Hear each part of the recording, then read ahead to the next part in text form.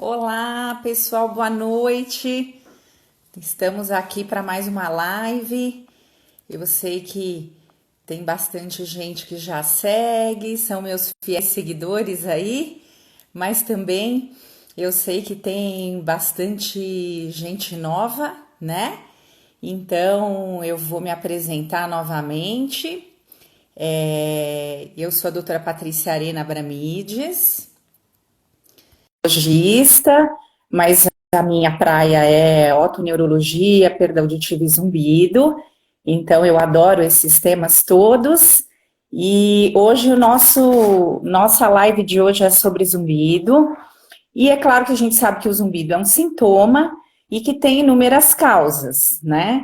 Então, prestar bem atenção nisso, porque o zumbido não é uma doença, ela é um sintoma com inúmeras causas. E hoje, especificamente, a gente vai focar no zumbido que tem origem muscular, né? Então, quem é que já não teve aquele zumbido tipo clique, bater de asa de borboleta, o zumbido que parece um apitinho, né? E que tem muita relação com essa musculatura da face, da nuca, enfim, problemas posturais. Então, hoje eu chamei aqui a minha querida amiga Karina, fisioterapeuta, que vai contar um pouquinho para a gente qual é o trabalho que ela faz, porque depois que o paciente passa com a gente faz o diagnóstico. É claro que a gente precisa de um bom profissional que entenda a nossa língua e que consiga captar exatamente o que o paciente está sentindo e trabalhar com o problema que o paciente tem, né, Karina? Se apresenta para a gente, fala um pouquinho do seu trabalho, Isso. bem-vinda. Gente, boa noite, Patrícia, pelo convite. Como sempre, adoro esses debates. Eu acho que é super importante aí. Deixa eu baixar aqui um pouquinho. Peraí. Eu acho super importante essas lives, né, sobre zumbido, porque eu brinco que é um tipo de tema, um sintoma, que ele sofre muito bullying, né? Porque as pessoas meio que desprezam um pouco esse tema. Então, a gente procurando fazer esse tipo de live, isso quebra muitos mitos, né? Muitas crenças aí dos pacientes e também relacionados aos profissionais de saúde, tá? Pessoal, boa noite aí, os seguidores, o pessoal que está entrando. Espero que vocês gostem, tá? E, bom, eu sou fisioterapeuta. Eu sou formada há 20 anos, na verdade. Ano passado eu fiz 20 anos de formada. E, na verdade, o zumbido, ele caiu assim, na verdade, ele me puxou, né? Não fui eu que fui atrás dele. Eu falo que dificilmente alguém vai acordar um belo dia e vai dizer assim, vou estudar zumbido. Né? A gente Verdade. muitas vezes tem um acontecimento ali que faz com que você comece a entrar nessa via aí do zumbido. E foi o que aconteceu comigo, né? Eu, como especialista nessa parte aqui de dores orofaciais, então eu passei um tempo lá no HC, no Hospital das Clínicas aqui da USP, atendendo pacientes com disfunção temporomandibular. E eu não perguntava absolutamente nada sobre zumbido, né? Lógico, eu queria tratar a dor desse paciente. E daí, o que aconteceu? Oi, Tati, tudo bem? Tati Vacaro. E daí eu fui Tá tratando aí, esses nossa pacientes. amiga, minha sócia. Pois é, eu fui tratando esses pacientes e daí eles falavam assim no final do tratamento, olha, Karina, além da minha dor que melhorou, eu percebi que um zumbido que eu tinha, ele baixou. Ou alguns falavam que o zumbido tinha desaparecido, né? E aí eu fiquei, nossa, né? Que coisa interessante isso. E daí eu fui assistir uma aula da doutora Tani, que esse grupo de dor orofacial chamava toda quinta-feira à noite algum professor lá da USP para dar alguma aula. E eu assisti a aula dela sobre zumbido. Eu nunca tinha ouvido falar sobre zumbido na minha vida. E aí aquilo me chamou a atenção. Eu falei, peraí, eu vou conversar com a doutora Tani no ambulatório de zumbido. Na época ela era coordenadora. E foi quando eu propus fazermos um trabalho com esses pacientes com DTM e zumbido. Aí foi quando ela propôs o mestrado, aí foi aí que começou toda essa saga, que eu tô até hoje super apaixonada. Então eu fiz meu mestrado, meu doutorado. Hoje eu faço parte do grupo de pesquisa de zumbido do Hospital das Clínicas da USP, né? Como se fosse uma espécie de pós-doc, né? Porque eu estou fazendo trabalhos específicos. E eu atendo no consultório particular aqui em São Paulo. Eu sou professora de 2 pós-graduações para fisioterapeutas, e aí eu dou um módulo de zumbido em Salvador e outro em Recife. E atualmente eu estou me organizando para poder começar a realizar os cursos online, né? Por causa dessa pandemia toda, o que acontece? Eu estava propondo, né, os cursos mensais para fisioterapeutas, só que presencial, em várias cidades do Brasil. Com essa situação toda, eu estou organizando cursos online, não só para fisioterapeutas, né, no caso de zumbido somatosensorial, mas eu também vou montar um curso junto com um colega meu, dentista, para a gente começar já esse próximo semestre a poder divulgar o que seria o zumbido somatosensorial nessas 2 linhas, para dentistas e para fisioterapeutas. Não, perfeito. E você me fez lembrar também um pouco da minha história, porque também essa história da tontura, do zumbido, também não caiu de paraquedas, né? Foi depois, quando eu voltei de Bordeaux, na França, que eu resolvi estudar mais a parte do sistema vestibular, e a minha tese foi com tontura, só que eu percebi que os pacientes com implante, o zumbido sumia. E aí a gente também vai se enfronhando no tema, vai se apaixonando, né? Uma coisa incrível. E até foi o que um seguidor aqui colocou, que o paciente precisa ser muito bem acolhido, né? Então, a gente, eu falo que não faz zumbido e tontura quem quer, faz quem pode. Porque a gente tem que ter todo um approach, todo um cuidado com aquele paciente, porque são pacientes que são muito sofridos, já peregrinaram, né? E muitas vezes, quando a gente fala de zumbido especificamente, o que significa a cura não é de repente sumir com aquele zumbido, mas mudar a percepção que o paciente tem do seu zumbido, né? Então, às vezes, quando o paciente começa a entender por que ele tem o zumbido e aceita e abraça, esse zumbido, fica até mais fácil da gente trabalhar, né? E falando especificamente do zumbido somatosensorial, que é um tipo de zumbido que ele pode ser pulsátil, mas não sincrônico. O que significa isso? Que ele não tem relação com o nosso batimento cardíaco, com o pulso, né? E aí o paciente fica com aquele clique repetitivo, ou mesmo um zumbido de apito fininho, ou bater de asa de borboleta. E aí, muitas vezes, né, Karina, a gente tem que ir atrás de fazer uma pesquisa de toda essa parte muscular. Às vezes é um paciente que está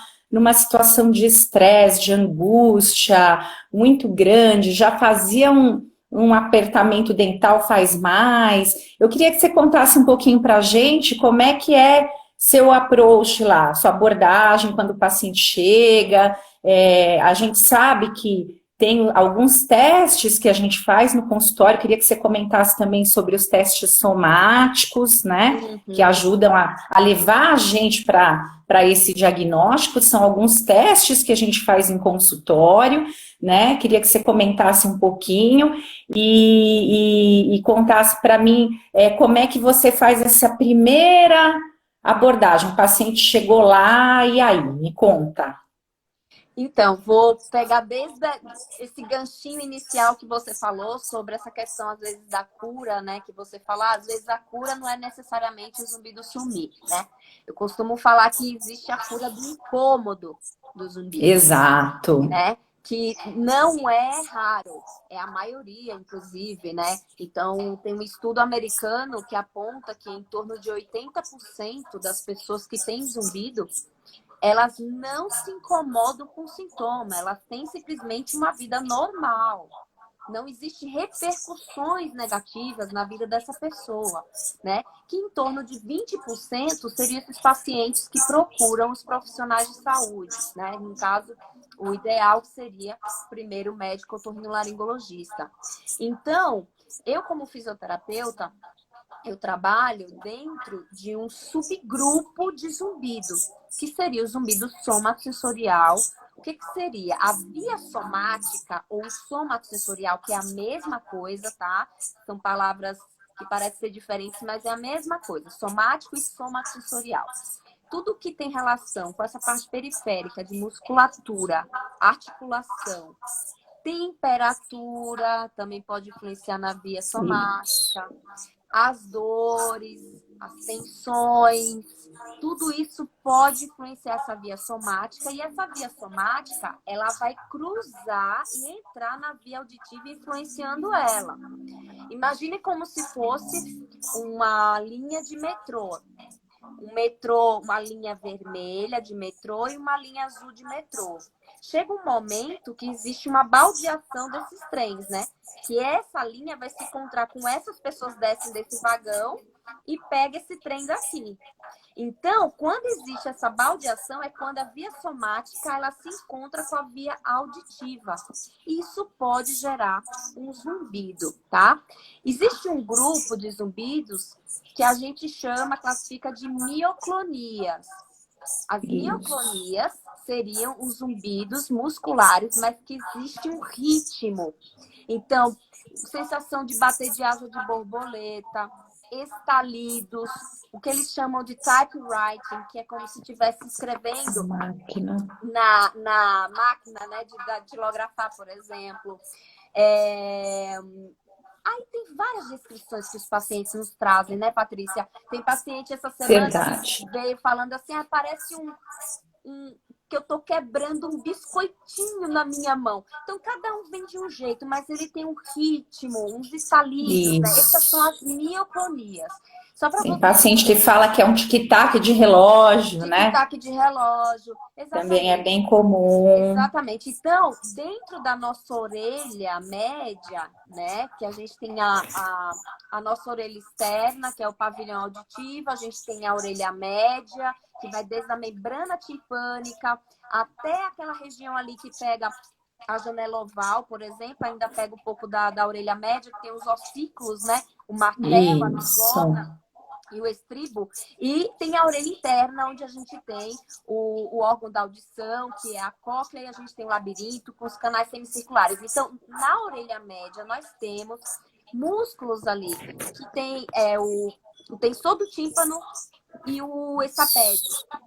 E esses músculos, eles podem, por exemplo, provocar espasmos, contrações, gerando esses tipos de zumbidos de mioclonia, que a gente chama. Só para vocês imaginarem uma referência, uma analogia, sabe quando vocês têm aqui um tremorzinho na pálpebra, né? Quando você está muito tenso, é como se fosse mais ou menos isso. Então, esses músculos lá dentro, eles vão provocar essas vibrações. E inclusive, tem paciente que tem esse tipo de zumbido e, às vezes, associado, tem, às vezes, também junto uns espasmozinhos faciais. Sim, pode ter uns tremorzinhos de pálpebra também junto, né? Exatamente. E daí, o que acontece? Sim, a Tatiana acabou de colocar. A mioclonia, ela tem essa característica de ser mais intermitente, né? Assim como o tremorzinho da pálpebra, né? A gente não fica com o tremorzinho o dia inteiro. Ele dá, aí ele para, daqui a uma hora ele dá de novo. Então, ele tem essa característica. Outra coisa que a literatura mostra muito em relação às mioclonias seriam essa característica de um paciente muito ansioso. Exato. Os pacientes, inclusive, que eu recebi no meu consultório com mioclonia, eles foram diagnosticados com transtorno de ansiedade generalizada. Então, são ansiedades que são importantes quando a gente faz, por exemplo, o questionário do GAD-7, por exemplo, ele dá alto. Então, tem essa característica, né? Outra coisa que a gente não pode esquecer, a gente tem também a musculatura do tensor do véu palatino, que também pode estar relacionado às mioclonias palatais.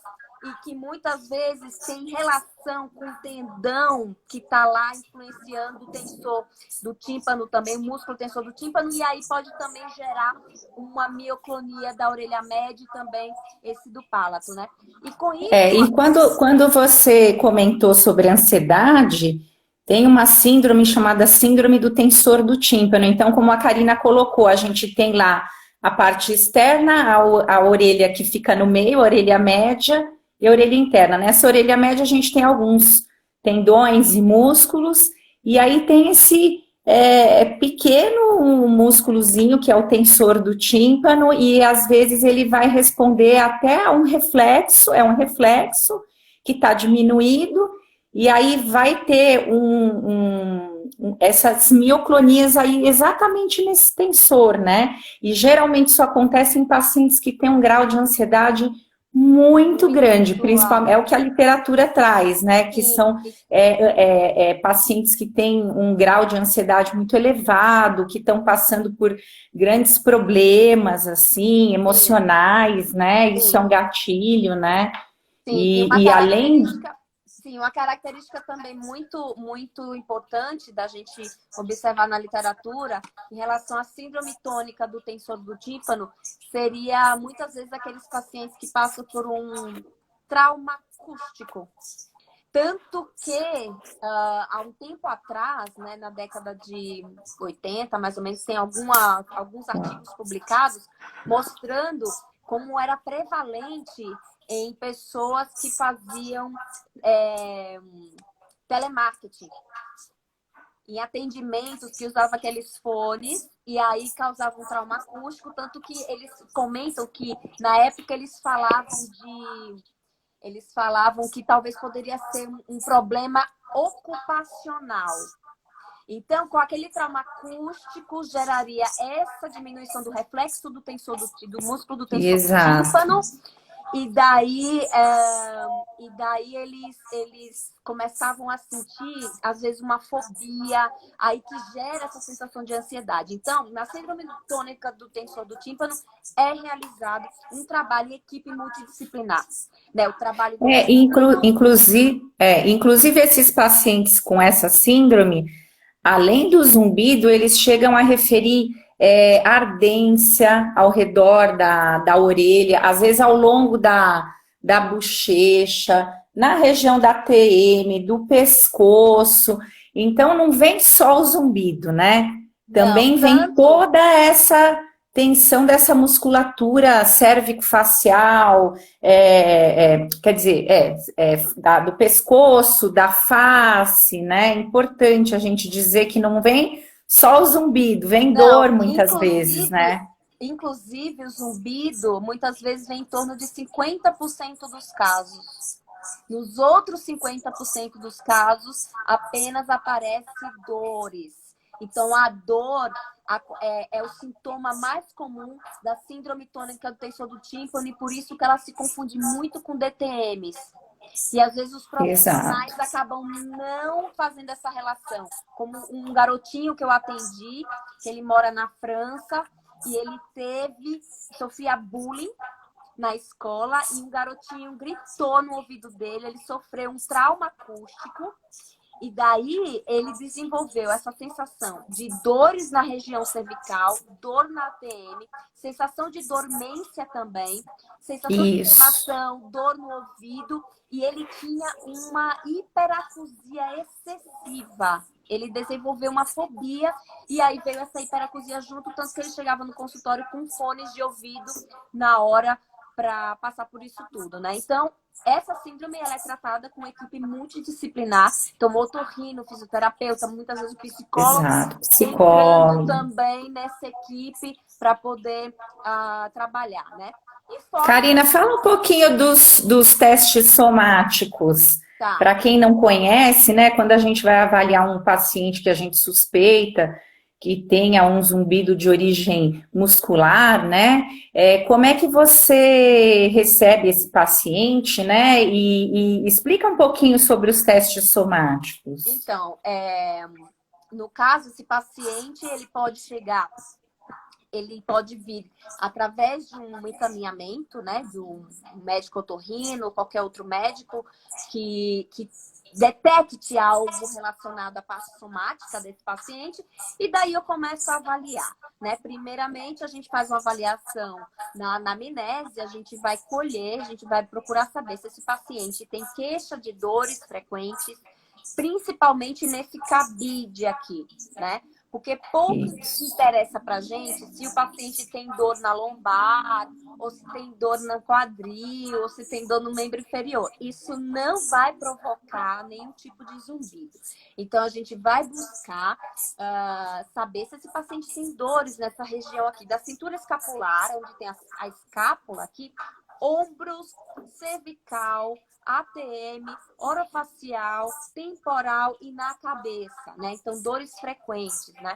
A gente fez, por exemplo, a gente publicou em 2018 um consenso Delphi, onde entraram vários profissionais do mundo inteiro, da Europa, dos Estados Unidos e aqui do Brasil, para a gente colocar alguns critérios de diagnóstico, né? Então, essas dores é importante saber se esse paciente apresenta uma dor miofacial. O que é a dor miofacial? É uma dor muito comum, onde a gente observa a presença de pontos gatilho miofaciais. Esses pontos parecem uns nozinhos no músculo, né? Parece um nó.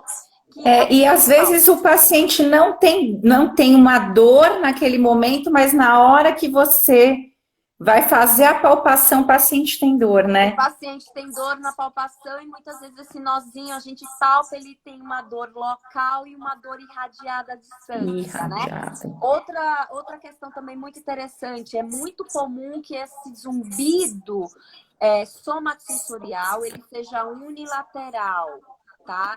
Isso que eu ia dizer agora, é bastante o que leva a gente para esse caminho também é a unilateralidade também. É unilateralidade com audiometria normal, ou se a audiometria for alterada, ela é simétrica. E esse zumbido é unilateral, por exemplo, é muito mais comum, né? E no caso das DTMs, a gente observa, e a literatura também aponta bastante, o pitch desse zumbido, ele parece um apito. Apito, né? Uma de alta frequência. Essa frequência, né? Então, existem essas características. Então, por exemplo, o paciente que fala que a dor veio antes do zumbido, veio a dor e logo em seguida veio o zumbido. Ou o paciente que fala que sofreu um acidente de carro, sofreu aquela lesão do tipo whiplash também. Sim. Ou pacientes que retiraram o siso com o cirurgião dentista e falam que depois tem problema de oclusão, apareceu, ou com alguma manipulação de algum profissional que manipulou a cervical, depois apareceu o zumbido. Então, e é interessante você falar isso, porque tem paciente que fala, olha, doutora, eu tenho zumbido, quando eu viro para um determinado lado, meu zumbido diminui ou ele aumenta. Geralmente, o zumbido, 75% dos casos, ele aumenta. Os pacientes referem que aumenta.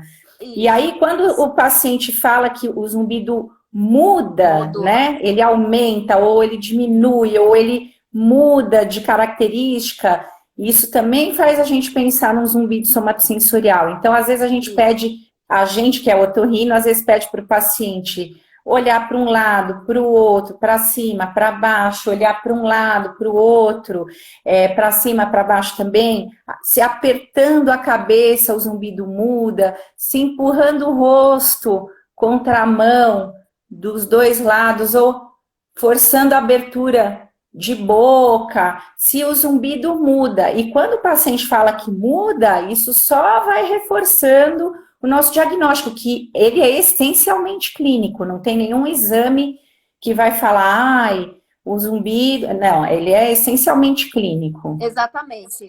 Para mim, os melhores resultados vêm quando vem associado à queixa de dor.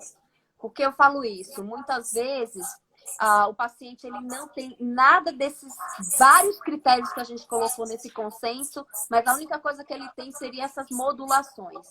Eu acho assim, eu acho que existe uma fumacinha levando a gente a acreditar, mas eu não levo muito em consideração, particularmente, porque é o seguinte, o zumbido, a modulação do zumbido é um atributo fundamental do zumbido. Isso a literatura mostra que a gente precisa ter muitos cuidados em relação a isso quando só tem este critério e a pessoa não tem dor, a pessoa não tem um zumbido unilateral, não tem uma audiometria normal, porque em um estudo feito pelo Levine, 65% das pessoas que não tinham zumbido, elas sentiam, elas percebiam o zumbido quando a gente fazia essas manobras aqui de teste somático. Então, muitas vezes, a prevalência é muito alta dessas modulações. Então, isso é um cuidado que os profissionais precisam ter, porque dá muito falso diagnóstico. Sim, eu acho que essa questão da dor é fundamental. E até quando a gente fala em ponto gatilho, né? Quando você vai palpar aquele nó, você realmente se sente. E a gente não faz só apenas o teste somático, mas a gente parte para a palpação mesmo, Sim. né? E na Da palpação, musculatura. o zumbido altera, o zumbido muda quando a gente palpa determinados pontos nos músculos da região de face, pescoço e ombros. O paciente geralmente se queixa de que esse zumbido aumenta a intensidade dele. E algumas vezes, esse zumbido também pode baixar a intensidade, e isso é um prognóstico muito bom. Como foi visto no estudo que eu publiquei alguns anos atrás, mostrando que aqueles que tinham mais resultados no tratamento eram aqueles que, quando a gente fazia os testes de modulação, que seriam esses ativos, né? Movimento de mandíbula. Isso, de mandíbula. E a gente provoca uma outra resistência. O paciente geralmente fala, olha, o meu zumbido baixou. Então, esse foi um grupo que teve uma resposta melhor no tratamento com o fisioterapeuta, tá? E uma coisa muito bacana, Patrícia, que vai ser publicado agora o estudo que a Tani vai publicar junto com a fonoaudióloga, a Caroline Valim, sobre os casos de cura de zumbido. E o que traz muita alegria para o fisioterapeuta é que o segundo grupo que mais relatou a cura do zumbido foram aqueles que tinham se tratado com fisioterapeutas. Então, o zumbido somatosensorial apresenta um diagnóstico muito bom para, de repente, a gente conseguir essa cura ou até mesmo diminuir num ponto que esse paciente ele tenha uma vida super normal.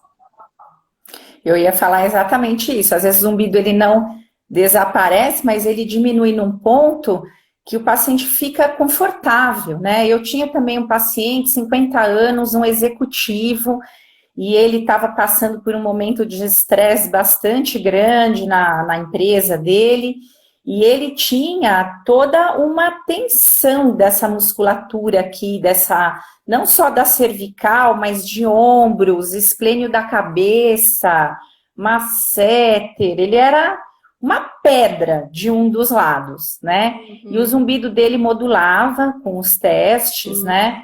E principalmente com a movimentação de mandíbula.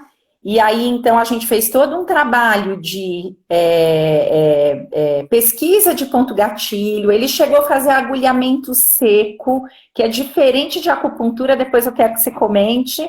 E aí ele chegou a fazer agulhamento seco, fez mais aquela digitopressão mesmo desses pontos gatilhos também. E ele ficou muito agradecido, porque realmente o zumbido dele de nota 8 foi para uma nota 5. Então, para ele já estava assim, super satisfeito. Sim, super isso satisfeito. eu acabei de falar. Geralmente, quando é um zumbido mais puramente somático, somatosensorial, o prognóstico é maravilhoso. Ele vai melhorar, ele vai conviver melhor, ele vai baixar essa nota, o volume do zumbido baixa, e tem uns casos de cura como aconteceram já comigo e com outros colegas que já trataram. E é interessante também observar, né, Paty, você falando dessa questão aí, desse torcicolo, dessa dor aí, muitas vezes, só para vocês entenderem melhor, se o zumbido é à direita, muitas vezes a tensão e a dor é maior do mesmo lado do zumbido, tá? Outra característica também que a gente observa são os pacientes que modulam o zumbido ou aumentam quando faz atividade física. Sim. Quando faz musculação, que provoca essa força aqui, ou faz um apertamento dos dentes, a pessoa relata que durante a atividade física ou quando vai embora da academia, ela percebe que o zumbido aumenta um pouco. Isso a gente também, fora outras causas, a gente deve pensar no zumbido somatosensorial. Assim como aqueles zumbidos que mudam com mudança de temperatura. Então, o paciente Sim. que fala, quando está muito frio, meu zumbido aumenta. Ele tem um componente somático aí influenciando, tá? Não, inclusive eu acho que eu já contei na outra live que a gente fez junto, de uma paciente que eu tinha, que ela não chegou só com zumbido, ela chegou com tontura também, mas era uma paciente que estava passando por uma separação e ela estava fazendo muito apertamento dental, muito, muito. Ela tinha dor em ATM, porque o que a gente tem que lembrar é que o zumbido ele é multifatorial muitas vezes. Ele pode ter esse componente muscular, mas pode ter outros também. Então, era uma paciente que não estava dormindo bem, que estava abusando de açúcar, ela estava fazendo muito apertamento, e aí a gente foi indo a fundo na questão dela, porque não adianta só então você vai usar uma placa mio-relaxante, a gente vai tratar a dor aqui e acabou. Não, a gente foi a fundo. Poxa, tá bom, você tá apertando. Por que você tá apertando? Ah, porque eu tô ansiosa. Por que você tá ansiosa? Ah, porque eu tô passando por um problema assim, assim, assim. Bom, resumo da ópera. Essa paciente, a gente fez um acolhimento, fez, como você falou, uma abordagem multidisciplinar. Então, essa paciente, a gente fez dieta, a gente entrou com um ansiolítico para ela, porque ela estava passando por um momento muito delicado. A gente indicou uma terapia cognitivo-comportamental, que é uma terapia que até na literatura diz que ela alivia o zumbido em até 86%. Então, a gente fez todo o acolhimento, seguiu por várias frentes, né, com essa paciente, aí por isso que o zumbido dela sumiu. Depois Nossa, de. O zumbido dela realmente sumiu. Ela parou de morder, separou do marido, resolveu a vida dela, fez uma mudança de hábitos, né? Parou de comer o açúcar, voltou a fazer esporte. Então, foi uma paciente que teve um desfecho muito feliz, mas porque também a paciente abraçou o tratamento, entrou naquele tratamento. Então, foi assim. Um desfecho muito bom. Então, a gente fala aqui também, o profissional que lida com o paciente, tanto você quanto a gente, médico, a gente precisa ter essa proximidade do paciente. A gente fala que isso já é uma grande porcentagem do tratamento, né, Karina? sim. Assim como na dor crônica, a gente precisa saber, porque isso é algo muito novo, praticamente tem pouquíssimos estudos, publicações sobre o modelo biopsicossocial para os zumbidos. Na dor, isso já tem alguns anos, já é muito bem colocado. Agora, para o zumbido, o modelo biopsicossocial é algo que a gente precisa investir muito, porque não é só o bio, não é só a parte física, muito pelo contrário. A influência do sistema límbico é determinante nesses pacientes, porque não seria o volume do zumbido que vai determinar o grau de sofrimento. O que vai determinar é a reação do paciente ao zumbido. E aí entra o sistema límbico agindo como alça inibitória ou não na percepção desse zumbido. Então, a gente precisa acolher, a gente precisa investigar como está esse paciente no dia a dia dele, como ele está lidando na parte social, na parte emocional, tá? E tudo isso, o especialista em zumbido, ele geralmente ele é preparado para acolher esse paciente, tá?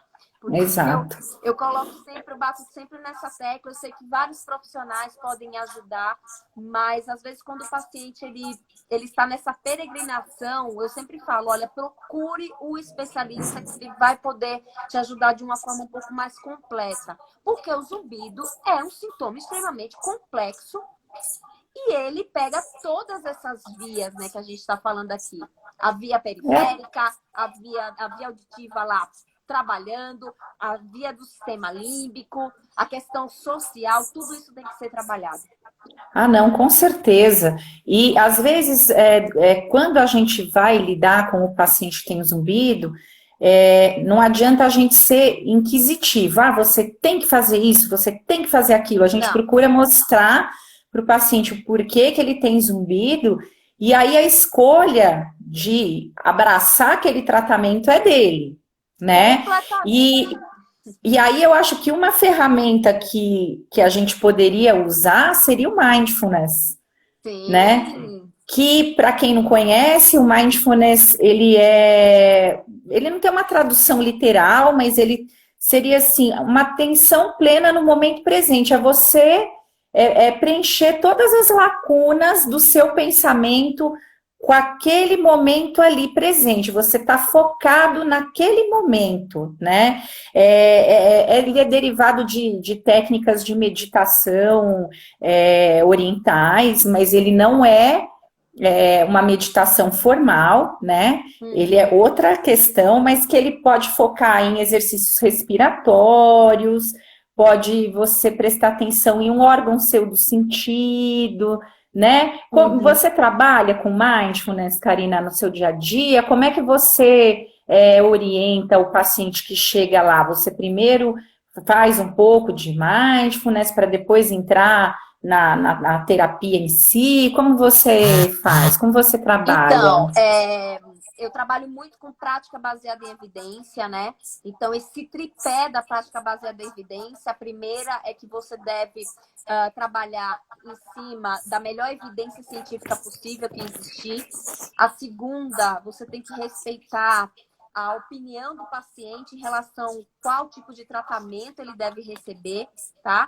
E o terceiro tripé, ele vai unir, né, essas duas outras perninhas, e também ele leva em consideração a expertise do profissional. Então, não adianta, por exemplo, se a evidência científica mostra que a acupuntura ela é boa para zumbido, e não adianta um profissional não fazer acupuntura, ele teria que encaminhar caso o paciente quisesse acupuntura. Então, tem que levar em consideração essas três opções. Então, essa perninha aí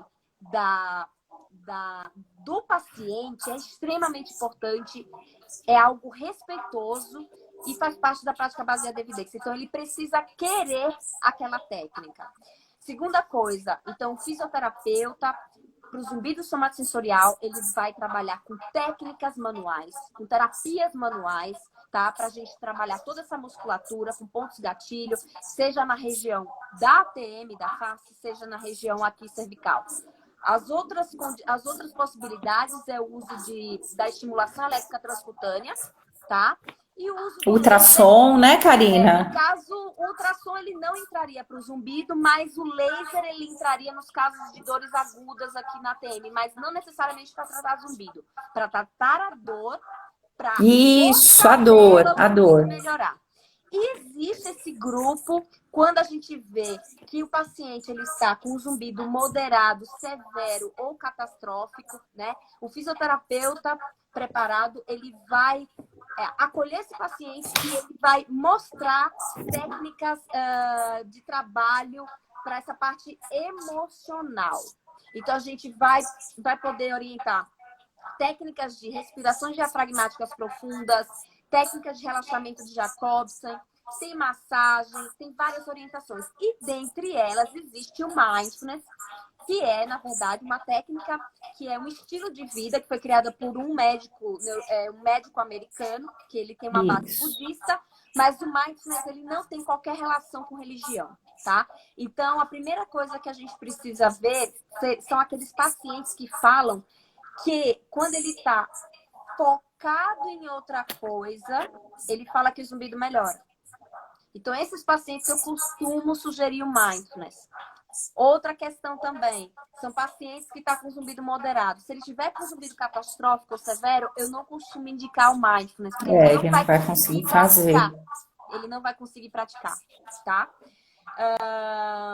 E daí, no caso, eu vou sugerir para esse paciente, ele precisa querer fazer e estar aberto para praticar. Então, ele abriu, ele recebeu essa técnica, no caso, e aí eu vou passar. Que essa técnica tem também três perninhas. Uma delas é a meditação guiada, onde a gente passa áudios específicos para esses pacientes fazerem em casa. O segundo são as meditações informais, onde esse paciente ele vai praticar o mindfulness, realizando tarefas do dia a dia, tomando banho, escovando os dentes, comendo. E o terceiro é o liberador de hábito, que é você quebrar um pouco aquele hábito que você geralmente faz, como, por exemplo, sentar na mesma cadeira quando você vai comer. E a gente pede para esse paciente mude essa cadeira, e isso tudo está dentro dessa teoria toda que trabalha no mindfulness. Foi interessante você falar isso agora, porque eu tive uma paciente que eu acabei propondo, né, o mindfulness para ela, e aí ela falou assim, doutora, hoje eu meditei, hoje eu consegui, né? Eu falei, mas o que é que fez você saber que você conseguiu? Porque às vezes o paciente, quando está no começo, né, Karina, a mente vaga muito, então a mente vai e volta, vai. Às vezes está ali, daqui a pouco começa a pensar numa outra coisa, né? Então, às vezes o paciente tem que fazer aquele exercício de trazer a mente para aquele momento presente, né? Um exercício isso. E às vezes o paciente fala, nossa, será que eu fiz? Será que foi efetivo? Será que não foi? E no caso dessa paciente foi interessante, justamente por essa terceira perninha aí que você falou. Ela falou, olha, doutora, eu queria muito tomar meu café sem açúcar. E eu consegui. Hoje eu fui lá, pus o café, tomei quando eu vi. Eu consegui mudar esse hábito. Então eu percebi que o que eu fiz foi efetivo e me levou a ter um resultado melhor, né? Exatamente. Então, ela quebrou esse hábito. E esses hábitos, né, Patrícia, o que os autores eles costumam falar é que as pessoas elas não estão vivendo, elas estão passando pela vida. Quantas vezes eu mesma ou você pegou o carro, você foi até o seu trabalho, seu consultório, chegando lá, você para e pensa assim, peraí, o que eu vi pelo caminho quando eu estava vindo para cá? Eu não lembro o que eu vi. Eu só sei que eu vim de carro. Mas por quê? Porque como a gente pega o mesmo trajeto, vai no automático. Vai no automático. E eles falam assim, você deixou de ver de repente uma pessoa interessante na rua, passando com um cachorro bonito, uma árvore, aquele pé amarelo, todo florido. Então eles falam, vocês deixam de viver para simplesmente passar pela vida.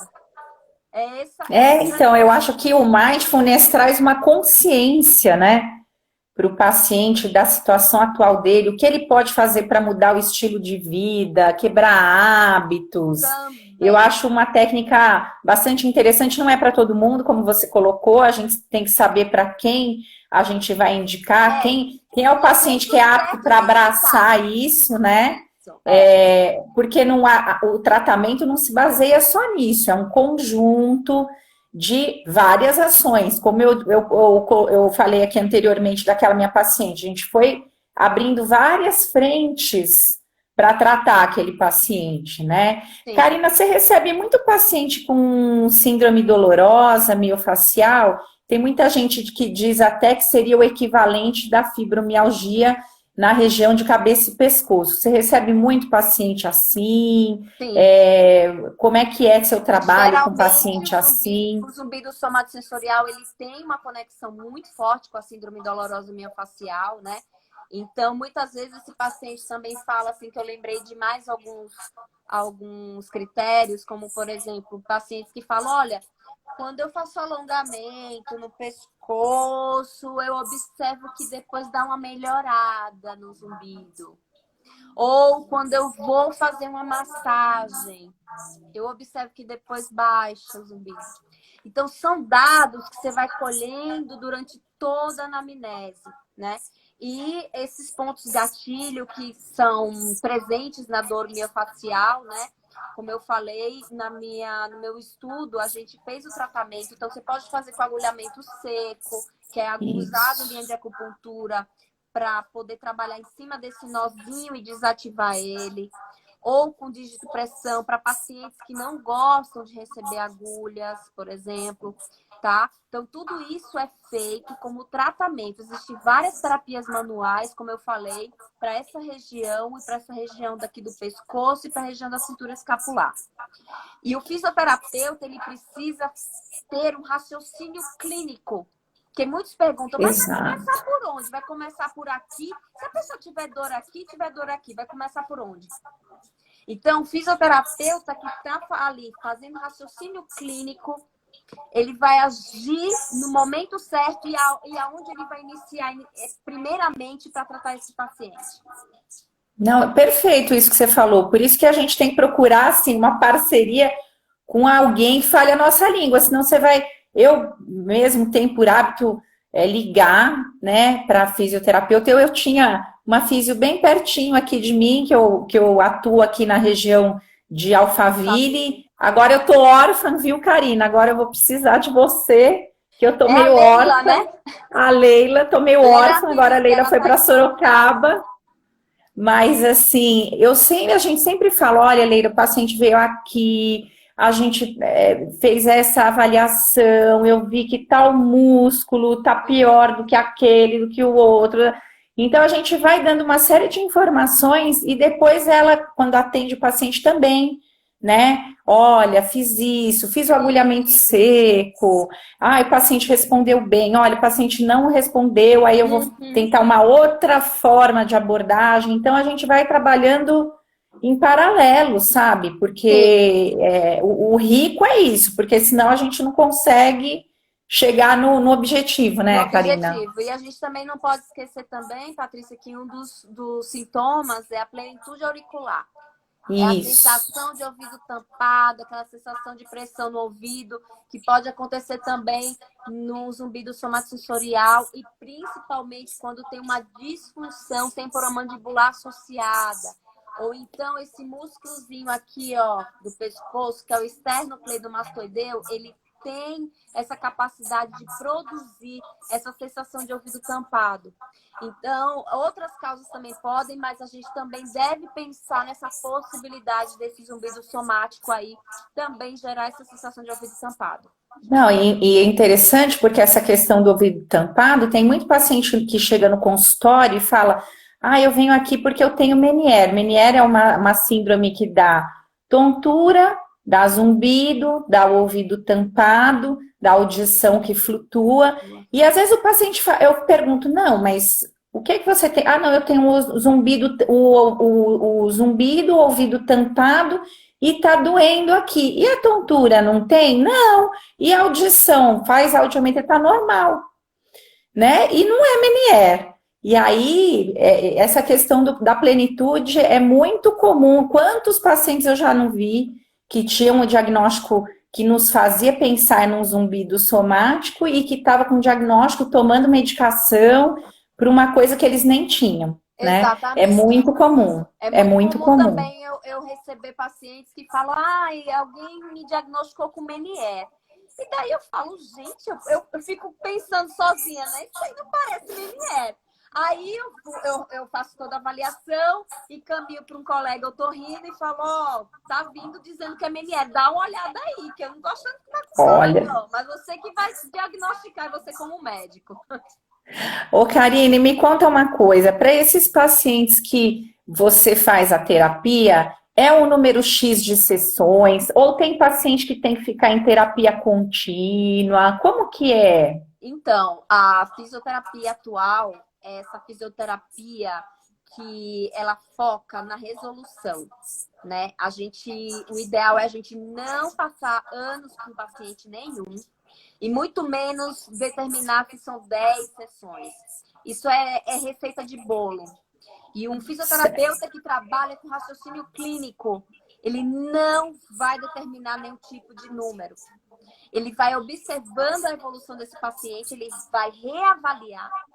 E nessa reavaliação, ele vai discutir junto com o paciente numa comunicação horizontal, ouvindo o que o paciente acha, e aí vão determinar se vai continuar ou não. Porque antigamente, né, Patrícia, o profissional de saúde Isso. tinha muito essa coisa da hierarquia, né? Olha, você precisa continuar a terapia. Mas se o paciente me fala, olha, eu tô com zumbido, mas o zumbido baixou, ele não me incomoda mais em absolutamente nada, eu tô com a vida normal e eu acho que tá suficiente para mim. Então não vai ser eu como fisioterapeuta fazer, não, mas você precisa de forma alguma. Lógico que tem aqueles casos daqueles pacientes que somatizam, né? No Sim. caso de, por exemplo, pacientes com uma transtorno de ansiedade generalizada, pacientes ansiosos, deprimidos, que muitas vezes acabam somatizando na parte muscular. Então, tem paciente que fala, não, mas eu vou ter que sempre ficar vindo aqui para poder liberar essa musculatura. Eu falo, não, mas a Isso. causa seria trabalhado com um terapeuta cognitivo comportamental, um psiquiatra muitas vezes associado, né?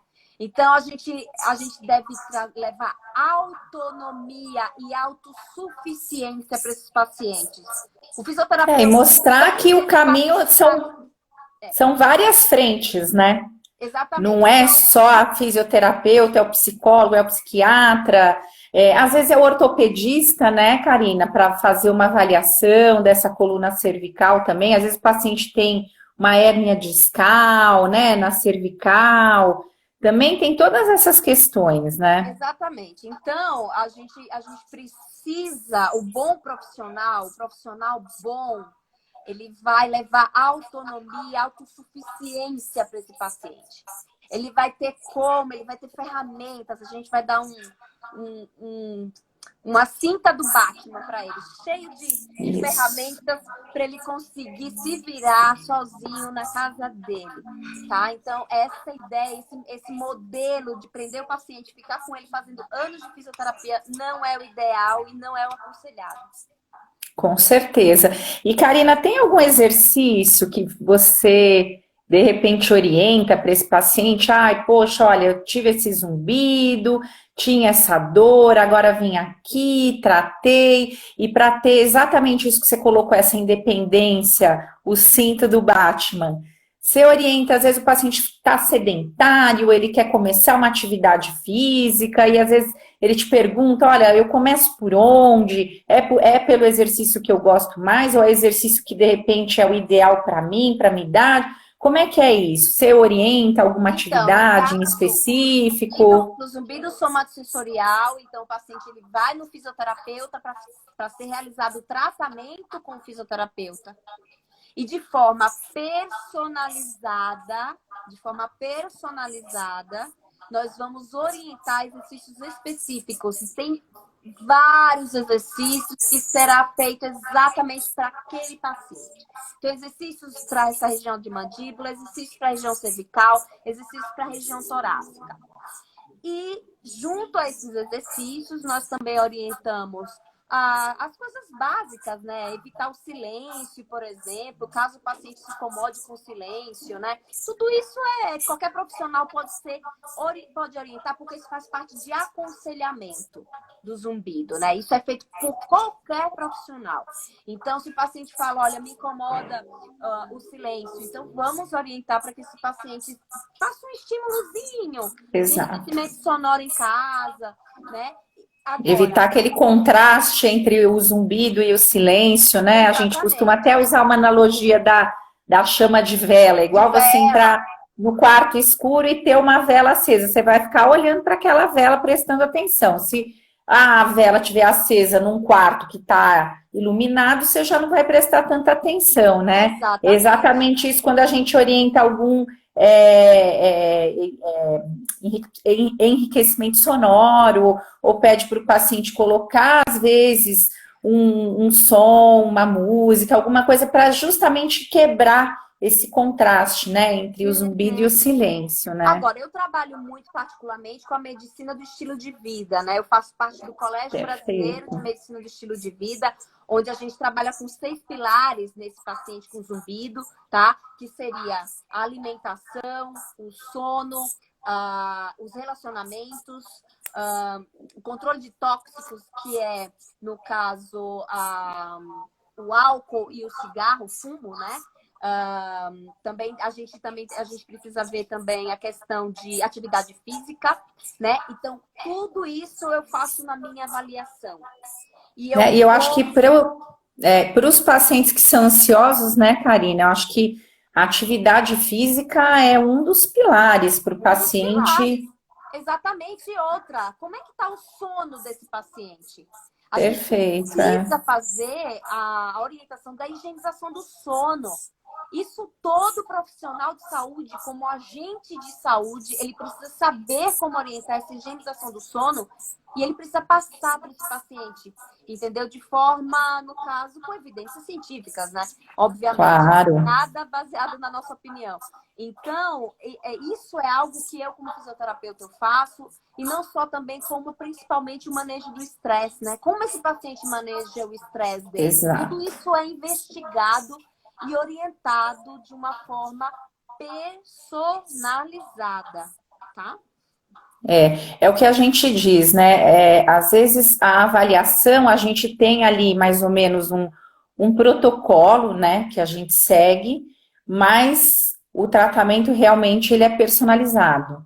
E é fundamental, porque não é igual, porque cada paciente vai sentir, como a gente já colocou aí, o sistema límbico, ele é ativado. Às vezes, o mesmo paciente, dois pacientes têm o mesmo zumbido, a mesma frequência, mas um paciente não se incomoda nada e o outro se incomoda demais. Então, essa questão dessa ativação do sistema límbico é muito particular de um paciente para o outro. Então, na hora de você fazer o aconselhamento, na hora de você fazer a proposta de tratamento, muitas vezes você tem que ir por partes, vai ter que, às vezes, ter várias linhas de ação com esse paciente. Aí não adianta você, numa consulta só, ir lá e propor tudo e fazer tudo, não vai dar certo, né? Às vezes, a gente fala que são assim, um degrau de cada vez, né? Não dá para resolver tudo. E às vezes mostrar para o paciente que ele não pode ter síndrome de Gabriela, né? Eu nasci assim, você sempre é assim, né? Exatamente. Ele precisa mudar, né? Patrícia, muitos comentários aqui nessa live comentando sobre pessoas que falaram, olha, me receitaram um medicamento, um relaxante muscular, e aparentemente não resolveu. Então, assim, não existe estudos, nenhum ensaio clínico falando sobre se o que ajuda mais é medicamento ou fisioterapia. Mas, na minha prática clínica, em quase 20 anos de experiência com zumbido, eu observo que só tomar o medicamento geralmente não tem um efeito. Ah, com certeza. O efeito esperado. Não tem, porque eu recebo os pacientes que às vezes vêm, que já disseram, olha, eu já tomei medicamento. Eu pergunto, você fez fisioterapia junto com o medicamento? Não. E aí, quando ele faz o uso do medicamento junto com a fisioterapia, é onde a gente tem uma resposta muito melhor, tá? E aí, às vezes, tem a fisioterapia, tem a medicação, e às vezes a terapia para ajudar o paciente a lidar com as situações de estresse do dia a dia dele, para não estar engatilhando tudo de novo. Exatamente, né? Outra coisa, o fisioterapeuta, ele trabalha com a parte funcional desse paciente, do músculo desse paciente. O que adianta você relaxar o músculo se você não trabalha a função desse músculo? Exato. O fisioterapeuta, ele precisa entrar. Então, não adianta, eu vejo muitos médicos só prescrevendo relaxante. Não dá. E não indica para o físio. Então, a parte funcional, da amplitude de movimento, da desativação desses pontos, não são realizadas.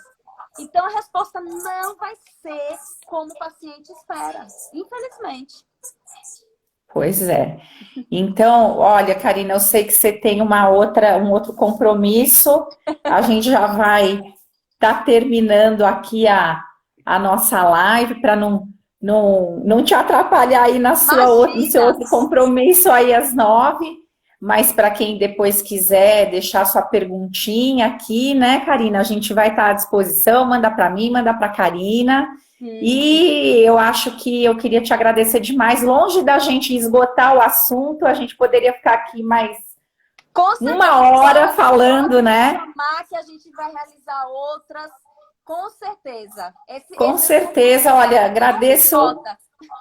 Não, olha, agradeço demais. É sempre um prazer participar com você. E eu acho que também o mais legal é que a gente consegue falar numa linguagem que todo mundo consegue entender, né? Mundo. Então, eu recebo bastante comentário falando disso, que a gente consegue falar de uma forma simples, né? Para que todo mundo possa entender. E se você está com seu zumbido aí, não perca tempo, vá lá, faça uma avaliação com o médico, né, Karina? Sim. Vamos cuidar desse paciente aí. Sim. E a gente está aqui à disposição. Karina, queria te agradecer demais. É sempre um prazer. Você, uma pessoa super